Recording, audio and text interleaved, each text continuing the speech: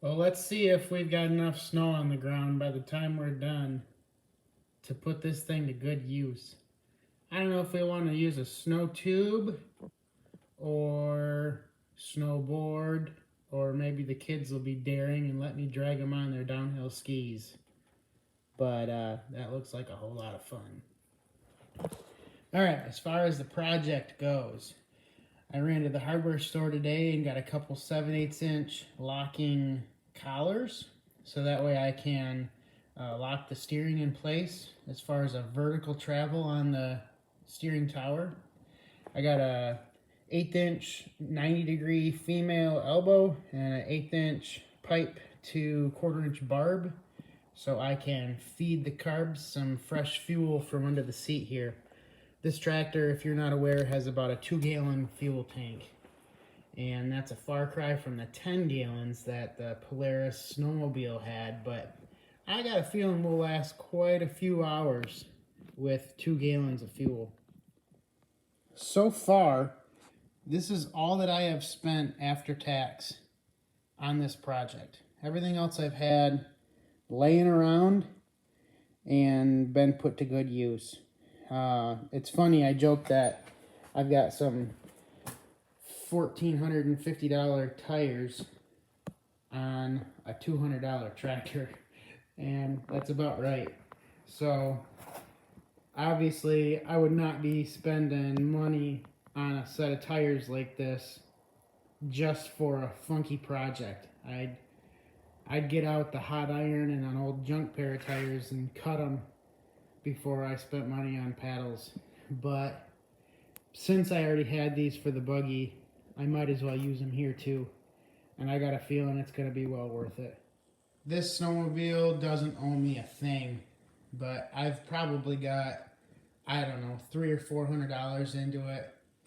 And I'm pretty sure I bought it maybe somewhere between 8 and 10 years ago.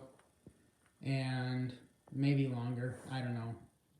So I guess if you were to get into the nitty gritty, the way that this is sitting, by the time it's done, might end up being a $2,500 machine. Like I say, the majority of it's right in those wheels and tires. But overall, I'm pretty sure it's going to be worth every penny. Let's get to work.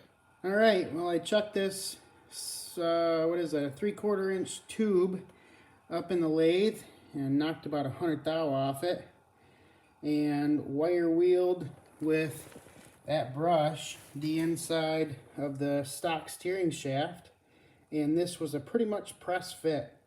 So I'm going to put a little tack weld on there, and then I'm going to cut the rest of that off and put a good chamfer on it, and then wire wheel up inside that steering shaft that's already in the Snowmotractor and tap this the rest of the way in. Since I'm going to put the tack weld on that inside corner, that'll give me a good gap to fill with my welder and make sure I've got good penetration through everything. So just so you can see what I'm seeing here, I've got my score mark lined up and everything's pressed in. Now I've been saying quite a bit, it's like it was meant to be. Check this out. Right there is that steering arm, almost in the exact same plane as where it used to be on the snowmobile. Ain't that amazing? If all goes well, I'll have about 1 inch of adjustment if I need to raise this up at all. But it looks like it's gonna be pretty comfortable. If by the end of this video, I get to actually sit on this tractor and steer it, it's gonna be it's gonna be pretty dang sweet, I'll tell you what.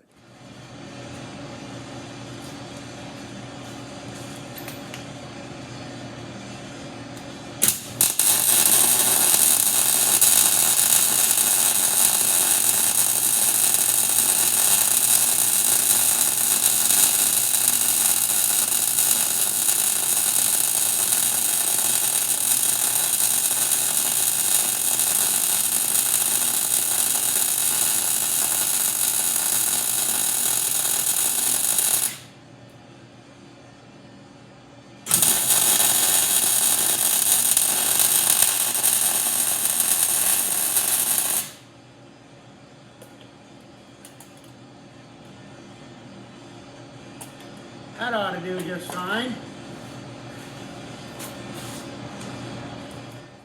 So that plate there on the bottom of the steering shaft is part of the motorcycle, part of the snowmobile mount, and it mounts right down low to just be one last bearing or support. So I kept the plate intact on the steering shaft, and I'm hoping to build a little mount off of the subframe for the trailing arms, just to keep everything as rigid as I can keep it. That feels pretty comfortable. I've got all kinds of clearance. I might raise it up a little bit. The only thing that I've noticed is it's not that easy to get on and off. The handlebars kind of cover the whole cockpit area. So hopefully that doesn't cause any interference in an emergency situation. All right, here might be my first snag. My steering shaft is 4.5 inches too short. Oh, bummer. So I'm going to take these ends out and see if I have laying around, I'm guessing one of these is going to be a left-handed thread. But I'm going to take it apart, investigate, and I do have tubing. I just don't know if I can tap one end. Well, I found my taps, and it's about 4.5 inches longer, so that should do me.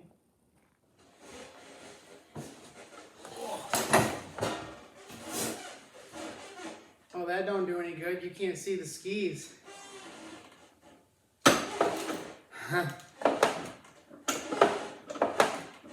You can see the tractor moving.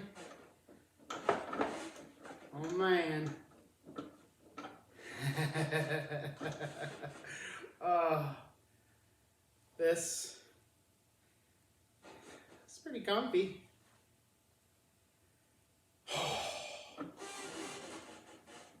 I feel like there's a lot of deflection, and it could be that there's so much length past that shaft that's just pushing.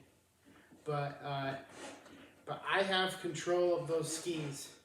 It's not the best control, and I might need to adjust my rod a little bit, but I'm moving them.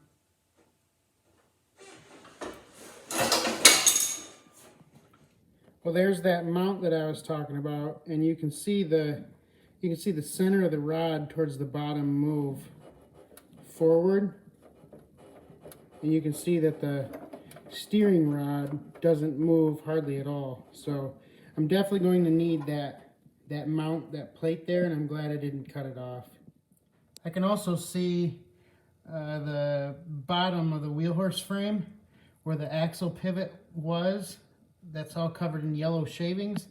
That is also hitting the steering rod, so I'm gonna have to go ahead and cut that off when I take the front end apart to finish welding, but it's looking really good. My next quest is verify if the exhaust is still going to clear with that hanging down, or once I trim that frame, can I put that rod on top?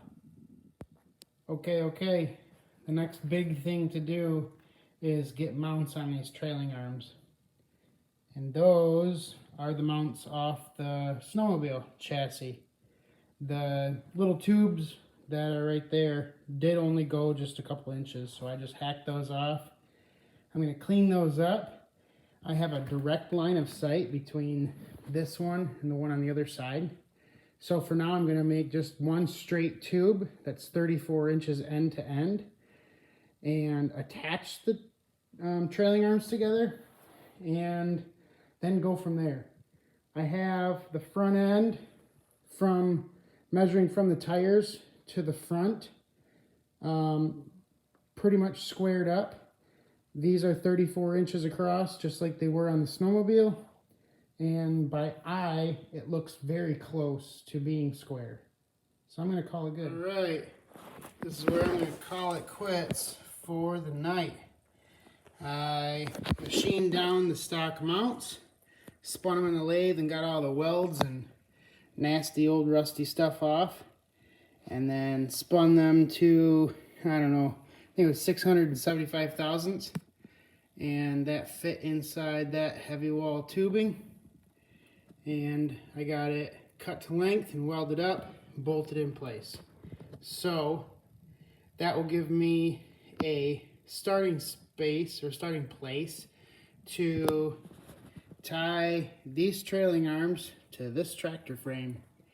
And I also need to build that mount to make the steering a little bit more robust, and then also tie it into somewhere up here. From there, I might bend a piece of tubing to come around or underneath as like a skid plate. Who knows? We'll see.